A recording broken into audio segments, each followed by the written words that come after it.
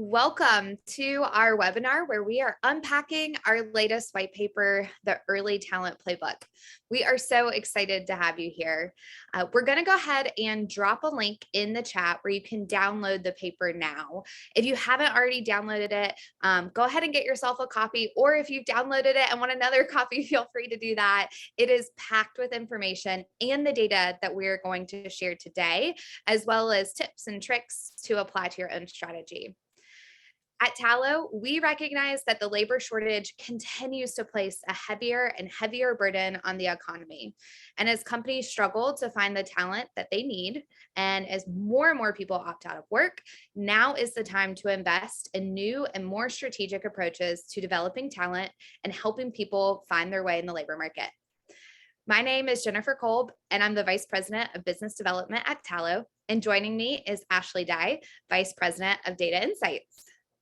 We are so excited to have everybody here. We've only got 30 minutes and a lot of information to share. So we encourage you to use the Q&A box so Ashley and I can answer your questions live. So don't hold back, send over your questions throughout the duration. We want to make sure that this is a valuable and impactful conversation to help you with your own strategizing and planning. So to kick off today, here is what we know. There are three key drivers of the labor shortage. One, we have a huge number of baby boomers who are leaving the market at record rates. Two, more and more people are deciding against work. And three, national and even global birth rates have plummeted below replacement and have been below 2.1 for the past 50 years. Now, the demographic drought means that the US and much of the world will face a significant labor shortage for the rest of our lives. There will be a global labor shortage of 85 million people by 2030. And today, over 70% of companies are having a hard time filling vacancies. Almost every nation is forecasted to have a shrinking population by the end of the century, and 23 nations will see their population halve by 2100. Now, there are a lot of strategies to deal with it. Some include getting older workers to return to the workforce or attracting more immigrants. And a third one, and what we're going to focus on today, is what we can do to win early talent. And when we say early talent, we're talking about high school and college age people. Now, after I share those stats, I know it's a hard reality to face, but I want to add that it's not all doom and gloom. While the challenges we are facing are great, today we're focusing on solutions. So Ashley, I know you've got a lot to share today, especially on the strategy side. But before we get into the weeds, if you will you share with us where the white paper and the data that's included in it came from? Yes, absolutely. Thanks, Jen, for walking through all that information about the market. And I'd be happy to give some background on the white paper and our data. So first, for Tallo, we find a lot of need in the market to understand the preferences and trends for the new generation of talent, especially when it comes to closing skills gaps in those strategies. We work with around 1.7 million high school and college age students and collect a lot of data through our user profiles and surveys to understand what they think about learning and work, so we can help this new audience connect with schools and businesses in more intelligent and authentic ways. So the data that we have helps us understand the behavior, plans, geographic preferences, and learning, career, and employer interests of this audience. This white paper is actually derived from a subset of our data. So it's resulting from a survey of 48,000 high school and college students over the past 2 years to learn the best ways to reach them. So what we've learned is to attract a new generation of talent, companies, colleges, and cities must adopt an early and often approach. So why do we know this? What are the stats telling us? And what have we learned from the behavior of early talent? 70% of early talent is deciding on their future employers while they're still in high school or early college. And breaking that out, actually, it's 46% are deciding in high school, and the remaining 24% by their second year of college, so much earlier than people may think. And this new generation, if you think about it, they're used to having all of the information at their fingertips. They hear of a company or a college and can immediately learn about them from Google, Instagram. But if they haven't heard of you, you're behind the ball, because we also know that 75% would be more inclined to work for companies that reach out to them early on, so in the high school space, and 93% of students would be more likely to apply to a college that actually built a relationship with them early in high school. And when we say early in high school, we mean that first or second year in high school. Yeah, that's really helpful, Ashley. So I appreciate you setting the stage for us there, talking about the why. I think a lot of people don't think of a first year, second year high school student as already thinking about their future career, right? But the reality is they are, without a doubt. So let's talk about the how. We know what the labor market looks like. We understand that a lot of talent is telling us what they're looking for. I know in the white paper, Tallo shared that we recommend that the world of HR and recruiting should adopt 4 steps commonly used in marketing. So we're taking a page out of the marketing book to build the connections they need with this new early high school and college age audience. So Ashley, do you mind just diving into those 4 steps? Yeah, absolutely. And I think your point is great. So it's important to think about these steps from a marketing mindset. Companies and colleges need that marketing mindset to get in front of this early talent, build a brand that resonates and establishes authentic relationships. So those 4 key steps in building relationships with early talent are: 1, data. So using this data to know your audience. It really provides effective strategies. 2, your brand, then the brand type, developing a brand that speaks to your actual audience that you're trying to engage. Very important. Strategy, working out a strategy that will help you connect consistently over time. And then the 4th is campaigns, running high impact campaigns. So you have that execution and the right connection with the talent that you're trying to build a pipeline with. Thank you. I appreciate the visual because I know I'm a visual learner. So it's good to see that. And if this graphic doesn't look familiar to you, definitely download the playbook because that's where we stole it from for the webinar today. But appreciate you breaking down those steps. So I know today we're going to dive into all 4. And typically when we are working with our state agencies or our corporate or college partners, we often start with that first step and helping them understand the data around the audience that they're looking to recruit. So important that a college or company or a city or a region, they know what early talent thinks of them as an employer, as an education program. So Ashley, for that first point, what should we know about the data and about Yeah, the absolutely. So in the first step, where it indicates looking at relevant data, it means using that data to know your audience, which is just extremely important. We all know that data helps folks act more intelligently. There's a lot of strategies that are data driven that folks are continuously exponentially adopting in the marketplace.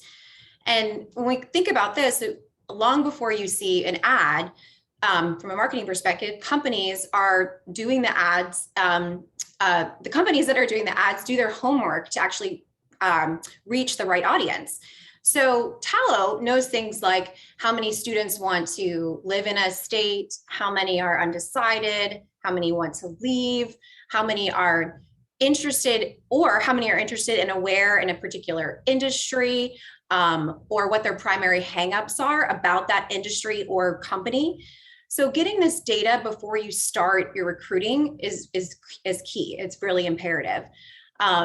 One example that's also in the white paper, it talks about Tallo's work with the Greater Des Moines Partnership. So our client adopted that early and often approach. The goal is to showcase businesses to early talent for closing skills gaps for very key industries in their region. And they knew they needed to first start with the data. So their goals were understanding student retention in Iowa, industry interest, and awareness. Those were the main factors that they were trying to truly understand. And the major findings were that they had a very large awareness gap, and actually 88% of the talent were unaware of the job opportunities within the key industries.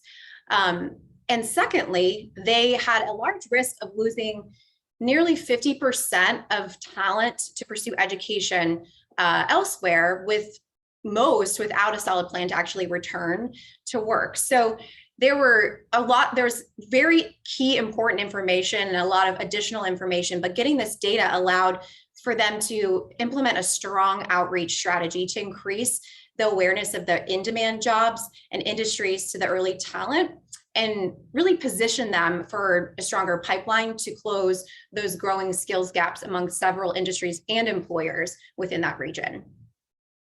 Yeah, I love that example because they took the holistic approach of making sure that they understood what high school and college talent thought about living and working in Des Moines, Iowa. And I think there's a lot of application for colleges, companies, organizations individually too. You want to know, what does high school and college talent think of you as an employer, think of you as a college program.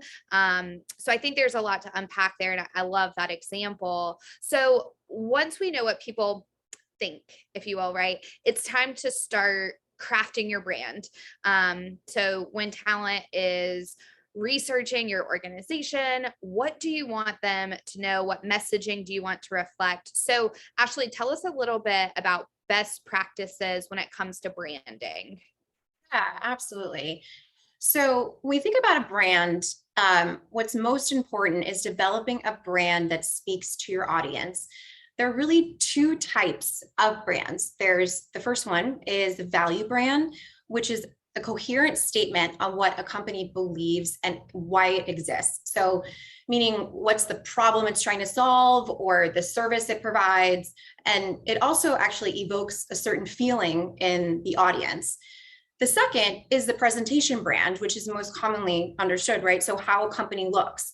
And that is really important, but we would advise most students are interested in early talent, are interested in that value brand. What does your company stand for and believe?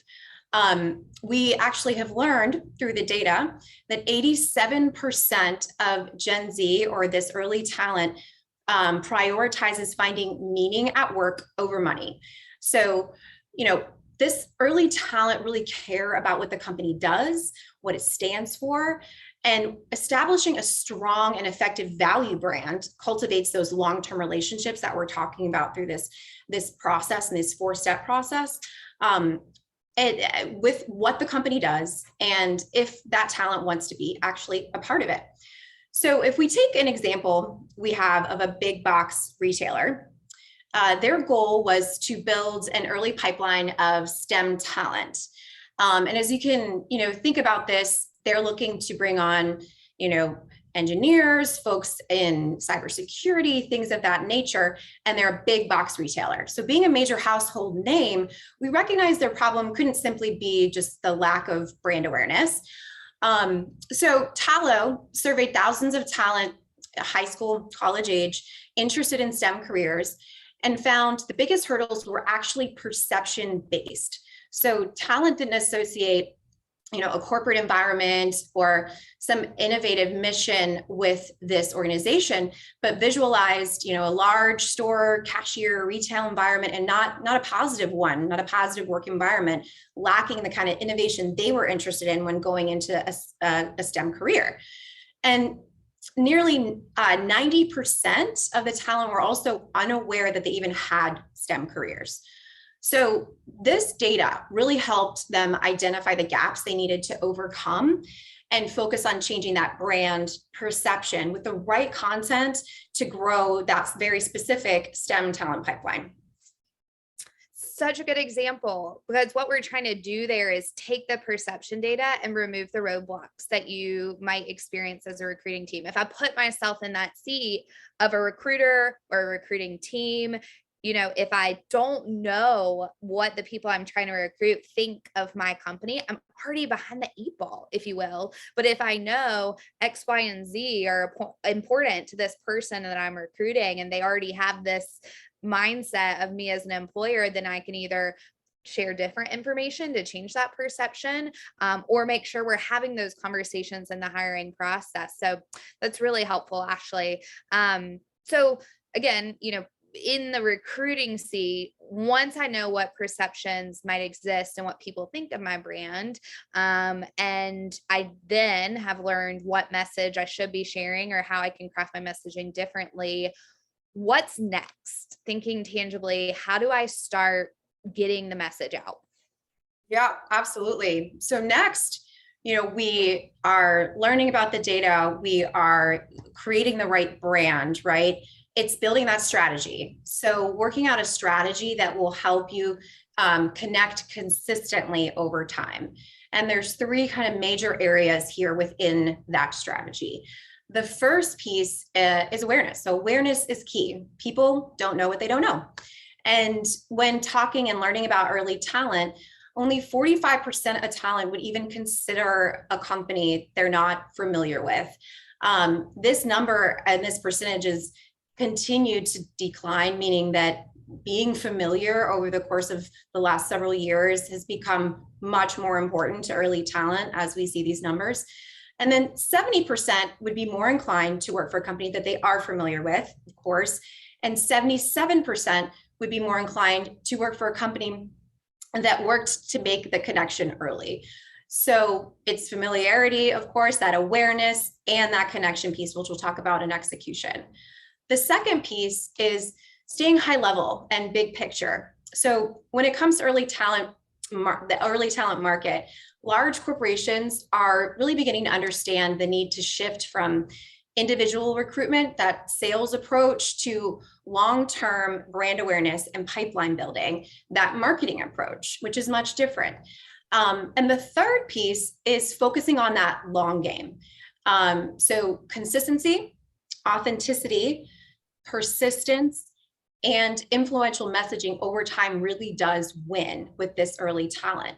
So building that systematic approach used to build consistent pipeline of talent into a company or college is just truly imperative, especially in this market today. Got it. That's really helpful feedback. So, okay, step one, we understand perception. We know what people think about us as an employer or as a college or as a region to live and work. Two, okay, then we start building the brand. We have the perception, we adjust our brand around it, make sure whatever gaps exist, we mitigate them. Three, we start building a plan. We start building a strategy to disseminate the information. Last and final step, how do you do that? How do you get the campaigns out there? Where do you go to put out your information? What are some recommendations of getting the message out, Ashley? Absolutely. Yeah, this final step is really critical, right? Execution. So when thinking about this, we indicate in here, delivering the right story to the right people through high impact campaigns and messages. So running effective campaigns. And how do you do that? So 3 steps and things to consider. First, we talked a lot about data, but using that data to truly refine your approach to target geographically, working with your partners like schools or other learning orgs that are really going to be the right funnel for the talent that makes sense for your pipeline, and identifying what you need to say to have the right impact in your message. The second piece is using digital platforms. So unlike passive forms of advertising that create a broader approach, where one is like on a message on a billboard, using a digital platform that actually allows you to create a tailored version of your message to connect to specific audiences is much more effective. And the third piece is keeping it simple and authentic. So not relying on, gimmicks. Even simple emails are more preferable than using social media. Early talent have actually expressed to us that this email is their top preference for connecting with colleges and companies early on. And young people are seeking information on your company, what it does, who it looks for to hire, the values you have, what career progression actually looks like for them. What does that environment look like? And is it stable? Is it stable from a compensation, the benefits?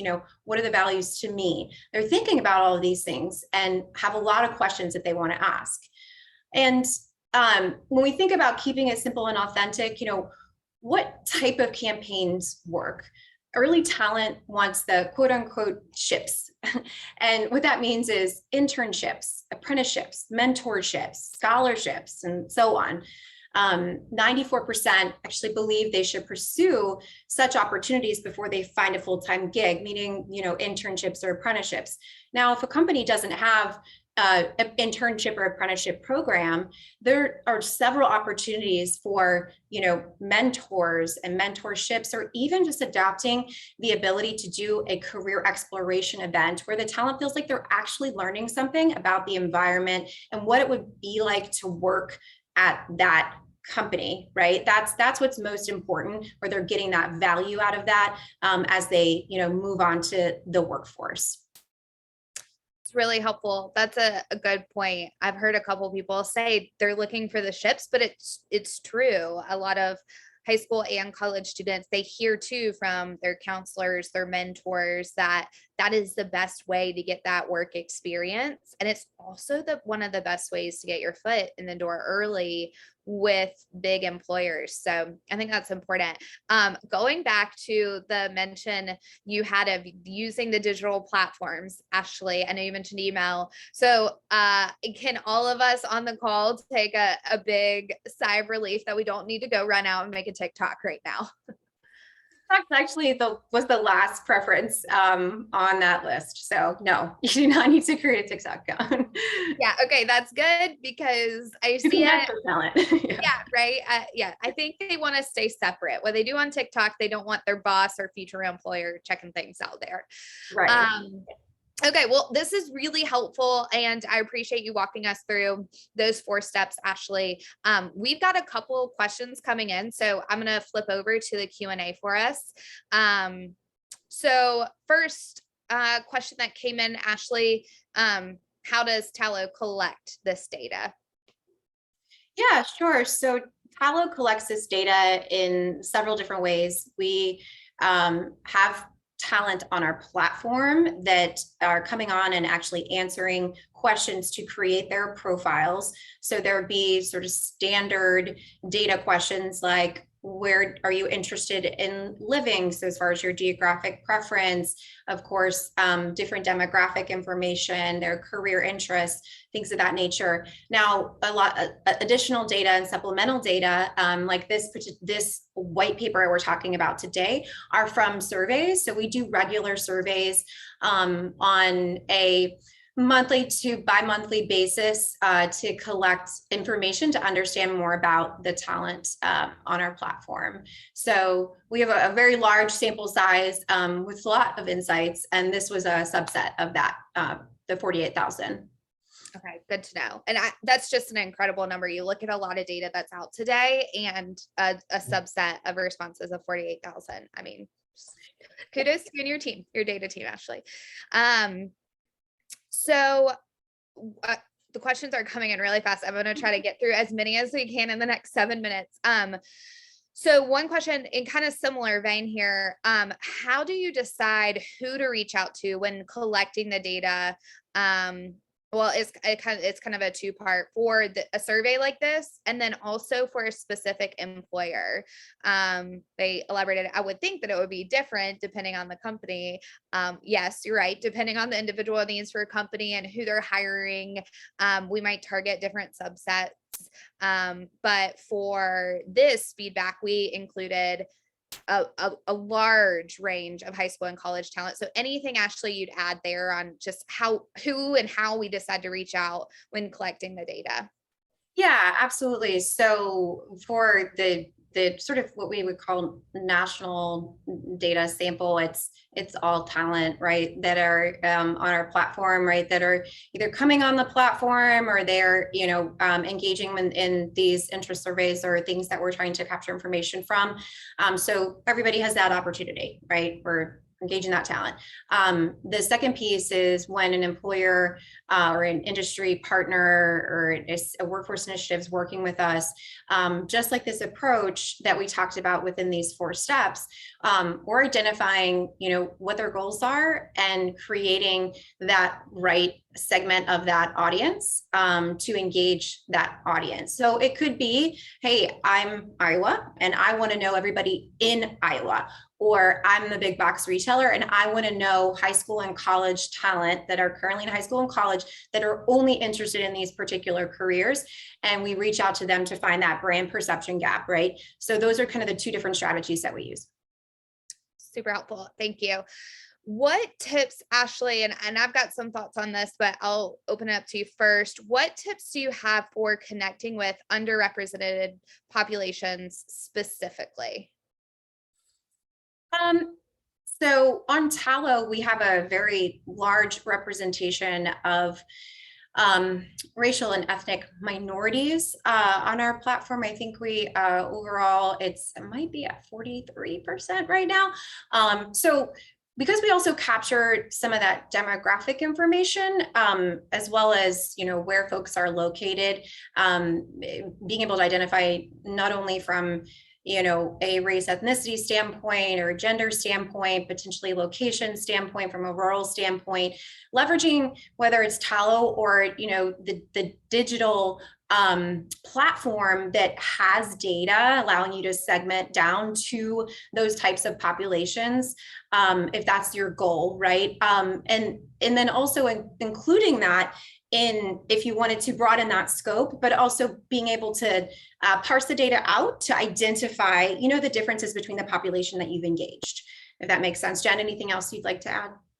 Yeah, I think that's good. So to know that out of the 1.7-ish million people we have on Tallo, a little over 40% of that population do represent a racial or ethnic minority, and just over the 50% cusp is female.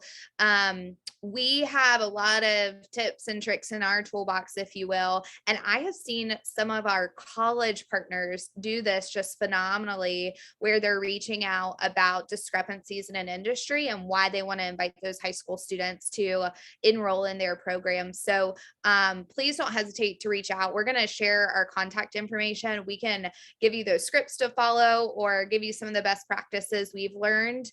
I think one of the biggest things you can do is make sure that visually, graphically, whatever messaging and content is going out, that looks inclusive. Our students have also told us in some separate data that they do look at the leadership level and make sure that is diverse, but they also look at things like the employees themselves, who works at a company. And if you're on a college, they look at the college population itself to see, do they feel like they can fit in that population? As you think about it, those are the people they're working or taking classes with. So please don't hesitate to reach out for us to share any best practices. We'd love to help. Another question, Ashley, we have 2 minutes, so I'll be quick here. Someone said, as a company, we offer internship opportunities, but we lack a follow-up strategy after the internship to reach out about opportunities in the future. Do you help employers with this? Absolutely. That is the name of the game for us, bridging early talent into full-time hires.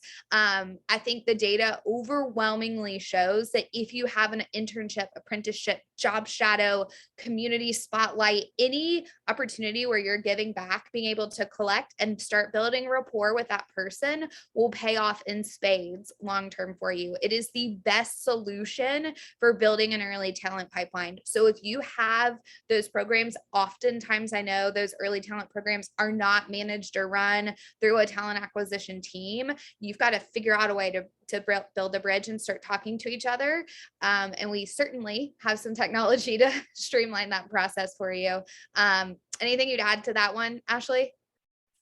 No, I think I think to your point, we have the ability to continue to nurture the talent. So not only can you track talent, right, within Tallo to stay continuously engaged with them or understand where they're going or what they're doing, but we also have mechanisms, with things like our community and things of that nature, that they can have opportunities to continue to stay connected and maybe become an internship mentor or something like that. And do different elements within the technology things that we offer. But there's several more, I guess, as far as nurturing the talent is the name of the game, to John's point, right? So the data plus the actual implementation is certainly where our specialty lies. Yeah. And did not tee it up, but you just said it, which led us into the last question I've got here. And then I know we'll wrap because it's 1:30 on the dot.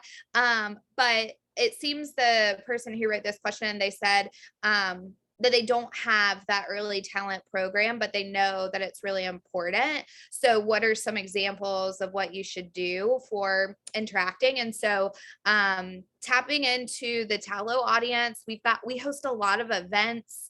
We're in the middle of our STEM season right now. We have healthcare month coming up. Just any sort of opportunity where you can get your brand and talk about what a day in the life looks like, or how you hire, or any opportunity to build that brand awareness. And we've certainly got a lot of things that you can participate and join us. We'd love to have you.